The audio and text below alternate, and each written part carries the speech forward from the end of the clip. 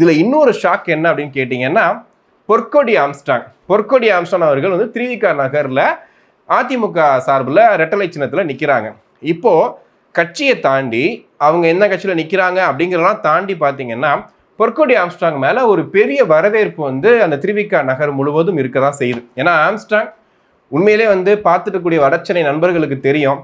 அண்ணன் நம்மளுடைய இன்ஸ்பிரேஷன் அப்படிலாம் சொல்லுவாங்க இல்லையா, அந்த மாதிரி மொத்த வடச்சென்னையில் எவ்வளவோ நல்லதுகள் பண்ணி கிட்டத்தட்ட வந்துட்டு ஒரு காட்ஃபாதர் மாதிரி வாழ்ந்துட்டு இருந்த ஒரு மனுஷன் ஆம்ஸ்ட்ராங்.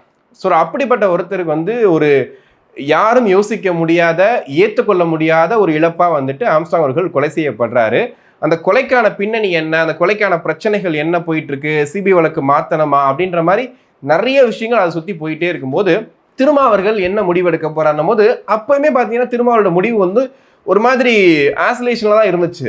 இந்த பக்கம் பார்க்குறதா அப்படிங்கிற மாதிரி தான் இருந்துச்சு. ஆனால் ரஞ்சித் அவர்கள் தொடர்ந்து அப்பையும் குரல் கொடுத்துக்கிட்டே இருந்தார் அந்த விஷயத்துக்காக.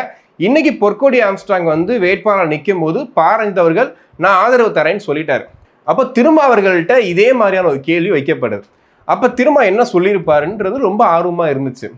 என்ன சொன்னார் தெரியுமா, ஒரு கண்டிப்பாக நான் வரவேற்கிறேன், அவங்களுக்கான வெற்றிக்கு நான் வாழ்த்துக்களை சொல்கிறேன்னு சொல்லிட்டு அப்படியே நகர்ந்துட்டாரு. ஆனால் ஒரு பாயிண்ட்டையும் போட்டு போயிட்டாரு, அவங்க உயிருக்குமே ஆபத்து இருக்குது அப்படின்னு சொல்லிட்டு போயிட்டாரு.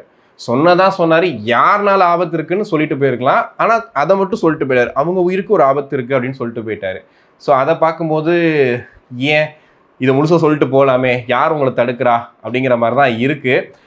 திருமாவர்களும் சரி, விசிகா தொண்டர்களும் சரி, இந்த இடத்துல பொற்கொடி ஆம்ஸ்ட்ராங்க்கு வந்து நிற்கிறதுக்கு வந்து நான் எதிர்ப்பு தெரிவிக்கிறேன் அப்படின்ற மாதிரியோ இல்லை ஆதரவு தெரிவிக்கலைன்னு சொன்னாலுமே விசிகாவுக்கு சென்னையில் ஓட்டு விழுன்னு நினைக்கிறீங்களா?